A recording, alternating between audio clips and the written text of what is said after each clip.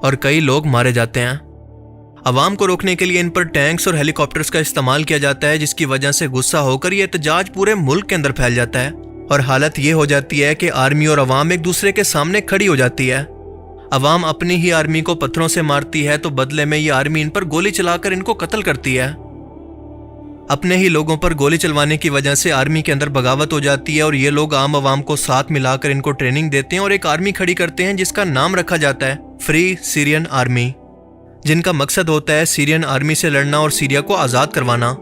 देखते ही देखते दुनिया भर से फाइटर इस आर्मी के अंदर आकर जुड़ने लगे। इराक से जो ग्रुप लड़ने के लिए इस आर्मी के अंदर शामिल होता है इसको कहा जाता है IS, जो बाद में सीरिया के अंदर आकर अपना नाम रख लेता है IS।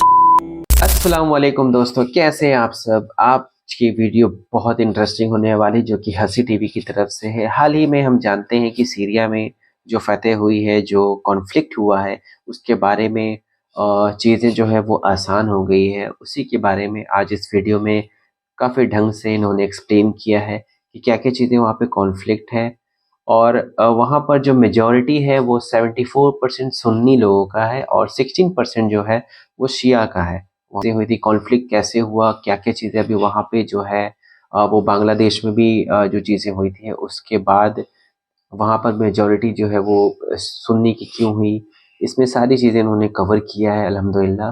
तो आज इसी वीडियो में हम सीखते हैं और देखते हैं कि चीज़ें क्या रही है वहाँ पर, इन्होंने कैसे उसको एक्सप्लेन किया है, क्या क्या इंसाइट्स थे इसके और क्या क्या हमारे जो कि है वर्ल्ड में ग्लोबल इम्पैक्ट हुआ इसके ज़रिए जो भी चीज़ें कॉन्फ्लिक्ट हुई थी। तो बिना वक्त को ज़ाया किए चलिए वीडियो को स्टार्ट करते हैं। Let's start the video. Bangladesh के बाद शाम के सदर बशारुल असद का तख्ता उल्टा जा चुका है। जी हाँ, 24 साल के बाद सीरिया के अंदर इनकलाब आ चुका है। इस तमाम बगावत को समझने से पहले सीरिया के मौजूदा नक्शे और इसकी मौजूदा हुकूमत कैसे बनी इसको समझना इंतहाई ज़रूरी है। सीरिया के अंदर इस वक्त 75% सुन्नी मुसलमान जबकि 17% शिया मुस्लिम है। ये मुल्क इस वक्त 4 हिस्सों के अंदर तकसीम है। एक हिस्सा तो मौजूदा सदर बशारुल असद की हुकूमत के अंदर था जिसको उलट दिया गया। Syria Sunni Muslim majority country होने के बावजूद बशारुल असद एक शिया मुस्लिम है और उसकी पार्टी के अंदर तमाम अहम पोजीशंस भी इन्हीं शिया मुस्लिम्स के पास हैं और इसीलिए इस हुकूमत को ईरान, हिजबुल्लाह और रशिया सपोर्ट करता है। बशारुल असद के वालिद का नाम था हाफिजुल असद, जो कि सीरियन फौज के अंदर काफ़ी असर और रसूख रखता था। यह सीरिया की एयर फोर्स का हेड भी था। नवंबर 1970 के अंदर इन्होंने मौजूदा पॉलिटिकल हुकूमत का तख्ता उलट दिया और ख़ुद को सीरिया का नया प्रेसिडेंट डिक्लेयर कर दिया। लेकिन सीरिया में क्योंकि मेजॉरिटी सुन्नी पॉपुलेशन की है, लिहाजा किसी भी वक्त इनसे बगावत का खतरा इसको हमेशा लगा रहता था। लिहाजा अपने इस इक़्तिदार को जितना हो सके तूल देने के लिए इसने हर एक डिक्टेटर की तरह पूरे मुल्क की हर एक सीक्रेट एजेंसी, मीडिया और अपोजिशन को कंट्रोल कर लिया और इसके बाद कॉन्स्टिट्यूशन को भी बदल दिया। साल 2000 में इसकी वफात के बाद इसका बेटा बशारुल असद सदर बन जाता है, जो कि अब तक सदर ही था। बशारुल असद के दौर के अंदर बेरोजगारी, गुर्बत अपने अरूज पर पहुंच जाती है और लोग इसकी हुकूमत से बहुत ही तंग आ जाते हैं। और इसके बाद आगाज होता है अरब स्प्रिंग का, जब अरब के अंदर डिक्टेटर्स के खिलाफ अवाम ने बगावत शुरू की। इसी दौरान फरवरी 2011 के अंदर सीरिया के शहर दारा में कुछ स्कूल के बच्चों को बशारुल असद की हुकूमत के खिलाफ नारा लिखने पर फोर्सेस उठा के ले जाती हैं और इन पर बेतहाशा तशद्दुद करती हैं। दारा के अंदर इन बच्चों को छुड़वाने के लिए एहतजाज शुरू होता है, जो कि देखते ही देखते मुल्क के मुख्तलिफ कोनों के अंदर फैल जाता है।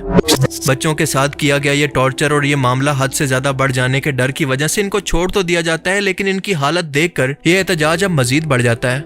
अब की बार यह एहतजाज पुरतशद्दुद होकर मुजाहरों के अंदर बदल जाता है, जिस पर फोर्सेस गोलियां चलाती हैं और कई लोग मारे जाते हैं। अवाम को रोकने के लिए इन पर टैंक्स और हेलीकॉप्टर्स का इस्तेमाल किया जाता है, जिसकी वजह से गुस्सा होकर यह एहतजाज पूरे मुल्क के अंदर फैल जाता है और हालत ये हो जाती है कि आर्मी और अवाम एक दूसरे के सामने खड़ी हो जाती है। अवाम अपनी ही आर्मी को पत्थरों से मारती है तो बदले में ये आर्मी इन पर गोली चलाकर इनको कत्ल करती है।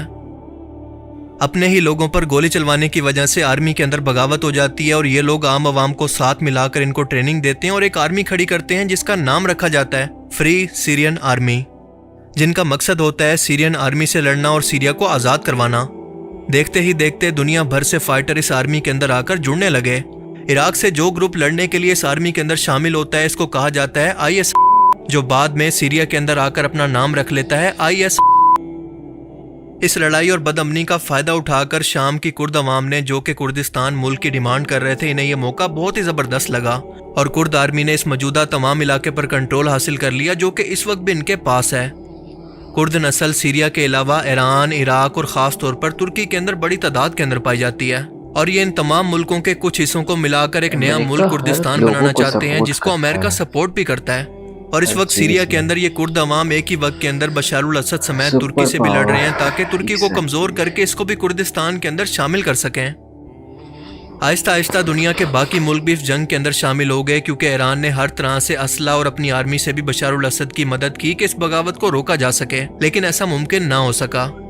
अब रशिया इसलिए बशारुल असद की हुकूमत को सपोर्ट करने लगा ताकि मिडल ईस्ट के अंदर अपना असर और रसूख बढ़ा सके और अपनी एयर बेस, पॉलिटिक्स और अपना कंट्रोल अमेरिका और इसराइल को रोकने के लिए इस्तेमाल कर सके। और बदले में अमेरिका ने भी रशिया को रोकने के लिए फ्री सीरियन आर्मी और IS को हथियार और सपोर्ट देना शुरू कर दिया। यानी इन तमाम मुल्कों ने अपने इंटरेस्ट के लिए सीरिया को एक मैदान जंग बना दिया है। दुनिया में इस वक्त 200 मुल्क ऐसे हैं जिन्होंने मिलकर ये एग्रीमेंट कर रखा है कि वो केमिकल हथियारों को लोगों पर कभी भी इस्तेमाल नहीं करेंगे, लेकिन सीरियन आर्मी ने बशारुल असद के हुक्म पर अपने ही लोगों पर केमिकल हथियारों को इस्तेमाल किया। हालांकि सीरिया ने ये एग्रीमेंट नहीं कर रखा, लेकिन फिर भी यूनाइटेड नेशन के अंदर चाइना और रशिया के वेटो पावर करने की वजह से बशारुल असद की हुकूमत को बचा लिया गया। इसी दौरान अमेरिका ने सीरिया के अंदर एक टारगेटेड ऑपरेशन शुरू किया, जिसके अंदर IS को टारगेट किया गया, जिसकी वीडियोस आप सभी ने यकीनन देखी होंगी। इसी दौरान हम देखते हैं कि कुर्दों के खिलाफ तुर्की भी एयर स्ट्राइक शुरू कर देता है और रशिया ने भी बशारुल असद को बचाने के लिए अपना एक एयर बेस यहाँ पर बना लिया। और आज इन तमाम मफाद परस्तों ने सीरिया का कुछ ये हाल कर दिया है। ट्रंप के दौर के अंदर अमेरिका इस जंग से बाहर निकल गया, लेकिन एक बार फिर बशारुल असद की आर्मी की तरफ से केमिकल हथियार अपने लोगों पर इस्तेमाल करने की वजह से अमेरिका फिर से इस जंग के अंदर वापस आ गया। हालांकि रिसर्चर्स का यह भी मानना है कि अमेरिका दरअसल इसराइल की मदद के लिए आया था कि उस तरफ से इसको कोई खतरा ना हो सके। हयात तहरीर शाम नाम की एक जमात, जो कि 2017 के अंदर कई मिलिट्री ग्रुप्स के एहतजाज के नतीजे में वजूद में आई। शुरुआत में इसको अलकायदा की सपोर्ट भी हासिल थी, लेकिन 2017 के अंदर ये उससे अलग हो गई और आज सीरिया का तीसरा हिस्सा इसी के पास है, जो कि एक सुन्नी बागी जमात है, जिसका मकसद पूरे सीरिया के अंदर इस्लामी निज़ाम को नाफिज करना है।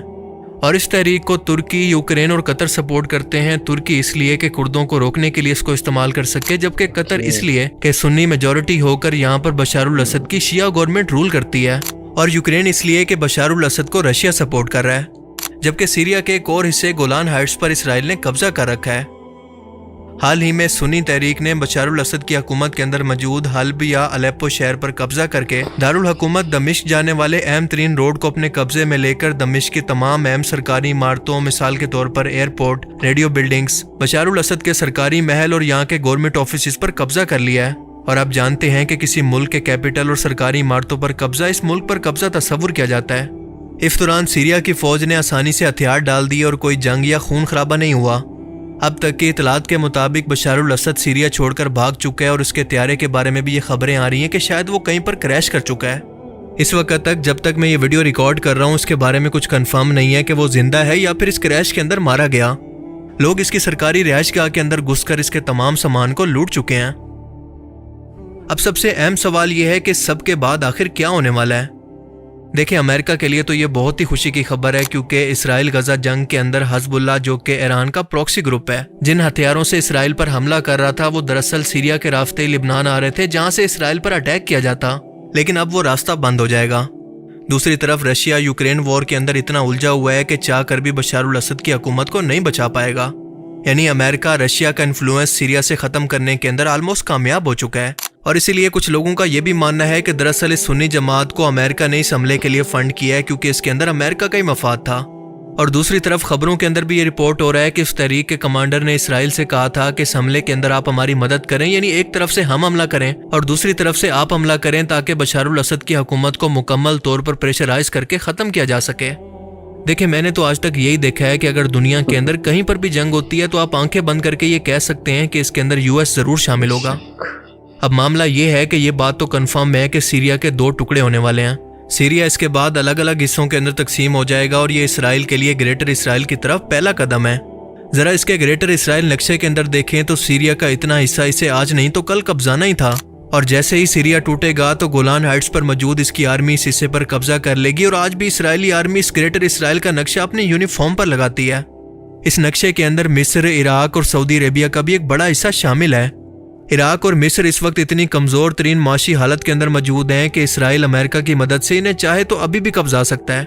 लेकिन सऊदी अरेबिया में आहिस्ता आहिस्ता अपनी बिजनेस इन्वेस्टमेंट्स की वजह से इसराइल अपना इन्फ्लुएंस बढ़ा रहा है।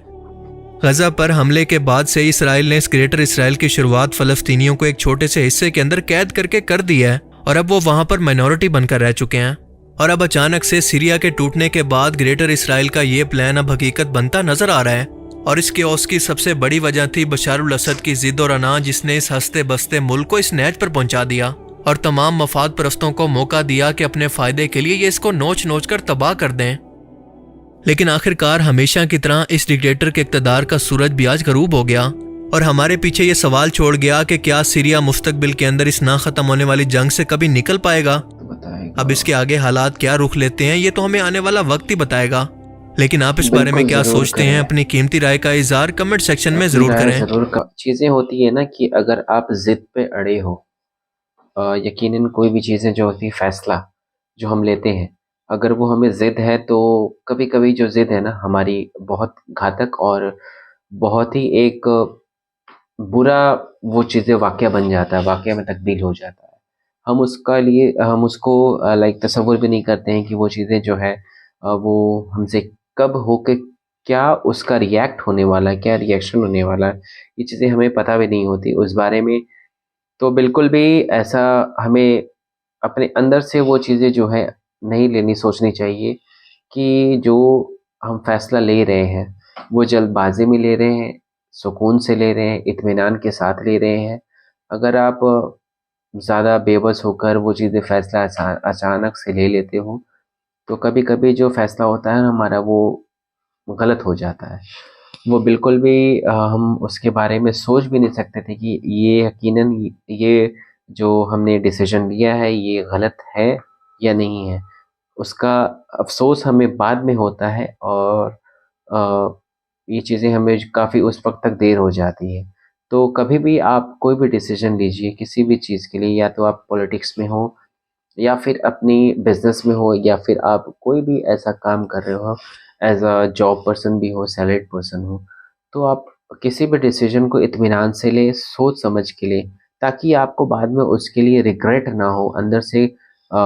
जो होता है ना कि हाँ, ये मैंने चीज़ें जो डिसीजन लिया था मैंने गलत लिया था, इस चीज़ का आपको एहसास बाद में नहीं होना चाहिए।